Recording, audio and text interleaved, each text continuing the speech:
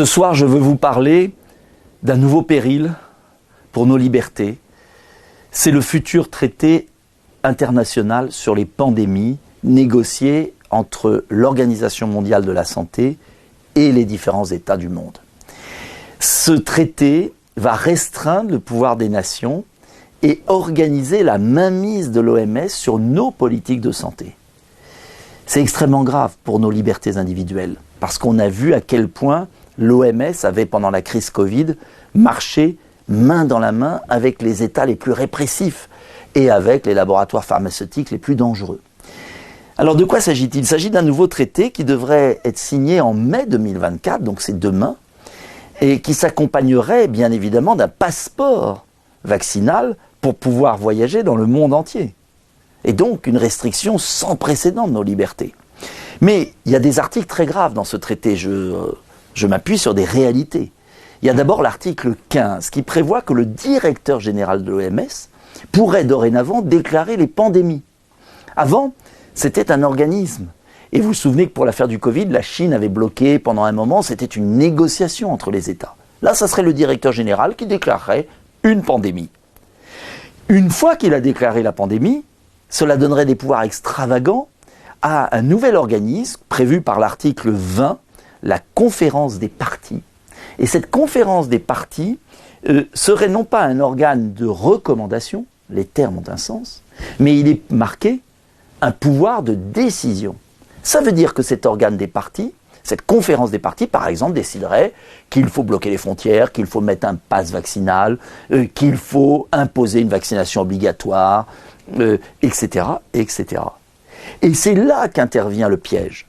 Le piège, c'est que l'article 22 permet d'examiner par ce traité, l'OMS, les cas de non-respect des États.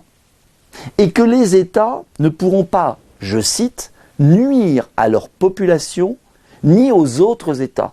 Et donc vous voyez qu'il y a une inversion de la charge de la preuve. C'est plus les États qui sont maîtres dans leur politique de santé. C'est l'OMS qui vous met sous condition. Alors pourquoi c'est grave ? Parce que l'OMS n'est pas financée par des gouvernements, par des États. Il n'y a que 20% des crédits de l'Organisation mondiale de la santé qui sont versés par les États. Le reste de l'OMS est versé par qui ? Par des intérêts privés, soit des fondations, soit de l'industrie pharmaceutique.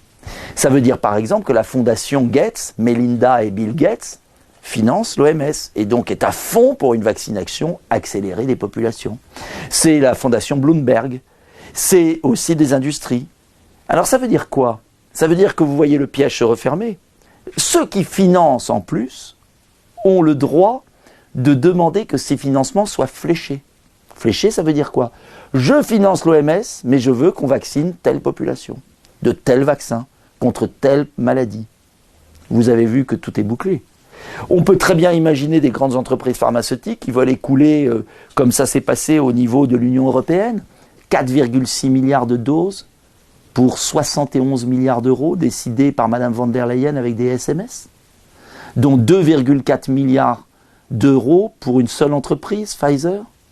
Et donc vous imaginez que le pouvoir de décision n'appartient plus à la démocratie, au peuple, mais à un organisme supranational dirigé par des entreprises et des fondations.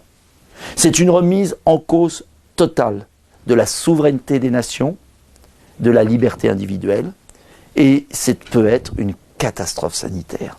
Voilà pourquoi, à la lumière de ce qu'on a vécu au moment de la crise du Covid, il est vital de se mobiliser contre ce traité.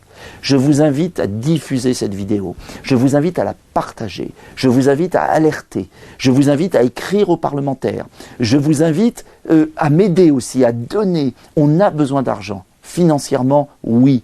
Nous sommes face à des intérêts qui ont des milliards. Nous sommes là avec nos convictions, notre cerveau, notre lucidité. Alors, aidez Debout la France ou d'autres, faites ce que vous voulez, mais on a besoin de vous car il faut une prise de conscience mondiale avant mai 2024. Il nous reste moins d'un an pour gagner la bataille. Il n'y a jamais de bataille perdue. Souvenez-vous de celle sur les soignants suspendus. On l'a gagnée à force de conviction. Alors, on va gagner celle-là et on ne laissera pas l'OMS et des lobbies décider de notre corps, de notre santé, de ce qu'on se met dans le corps.